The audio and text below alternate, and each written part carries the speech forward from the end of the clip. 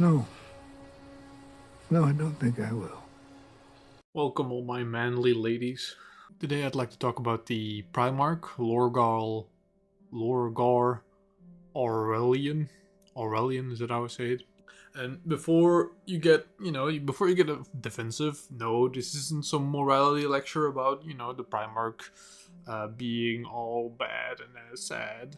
This isn't a Primarch was sad video either. No, this is more of like a career review, you could say. Because if Warhammer 40k had a, Primarch performance review board, Lorgar would get a very specific evaluation, I think.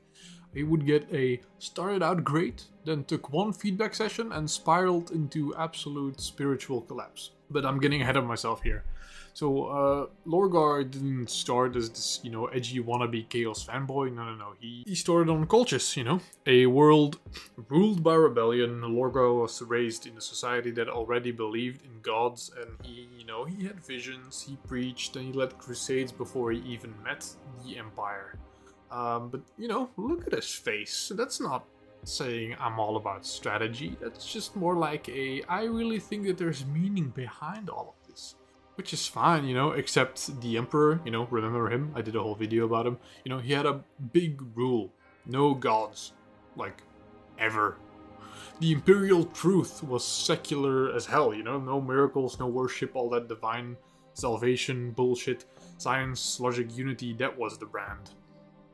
And once Lorgar joined this great crusade of our lovely empire, he did what he did what any sensible guy would do. He made worlds loyal to the emperor through ceremonies, temples, and full-on religious conversion tours, He didn't conquer planets with guns at first, he conquered them with speeches and sermons and praise. Which, if you think about it, is hilarious considering the Emperor's policy with literally no gods, but Lorgar was just like, hey, he seems divine, but let's make that official.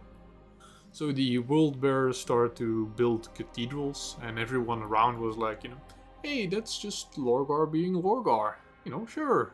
Until the Emperor finally, snapped.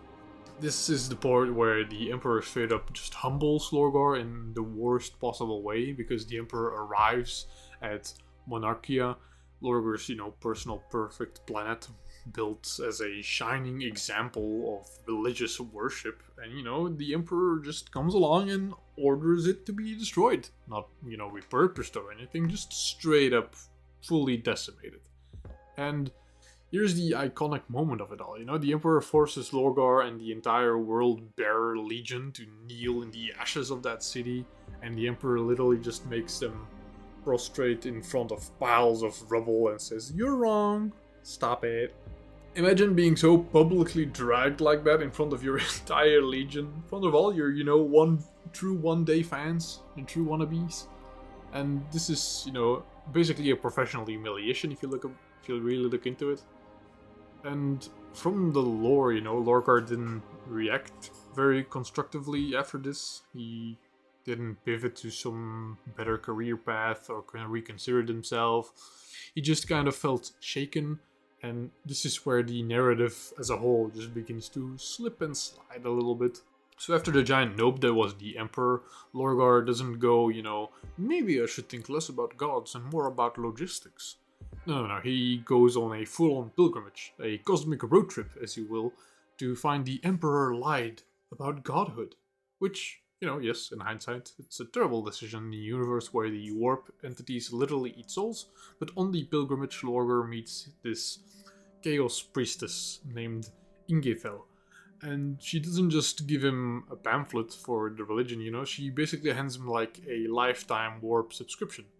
Now, he's just not interested in worshipping someone. He's like actively looking for gods who are worth worshipping, I'll say. And guess what universe has a lot of gods? You guessed it, the warp, full of gods who absolutely want followers as well. So Lorgar comes back and convinced that the Emperor was wrong about everything, the Immaturium exists, gods are real, and humanity should just worship them. Which again might have been fine if the setting was Philosophy Club, but this is the 41st millennium, where gods are little beings and that eat and believe souls.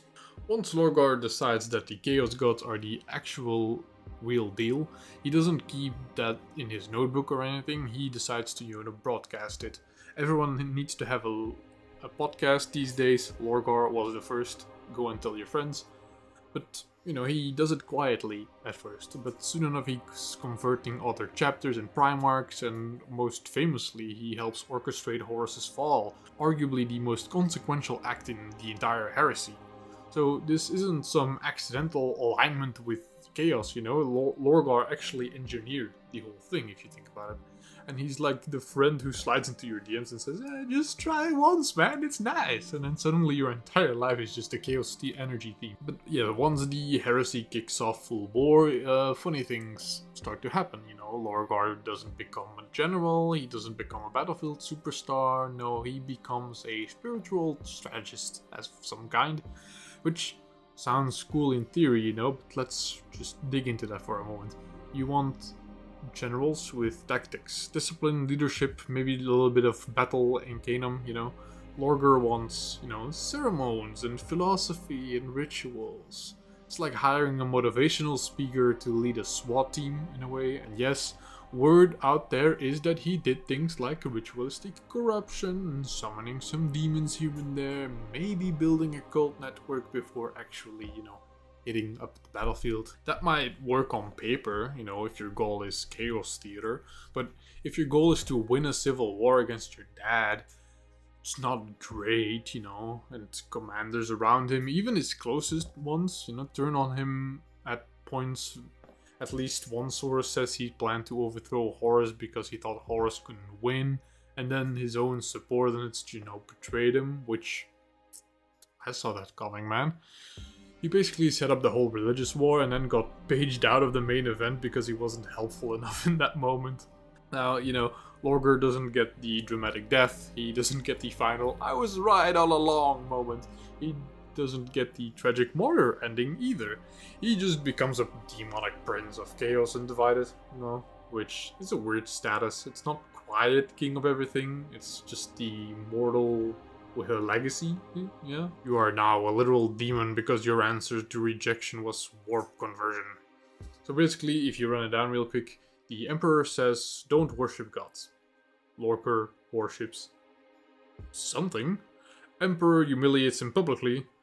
Lorgar goes looking for gods, finds God that wants his soul, then he helps the galaxy-wide civil war, and becomes a demon.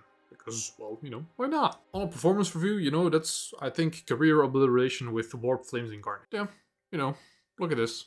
This is what happens when your response to don't do that is, I'm gonna go find a better god.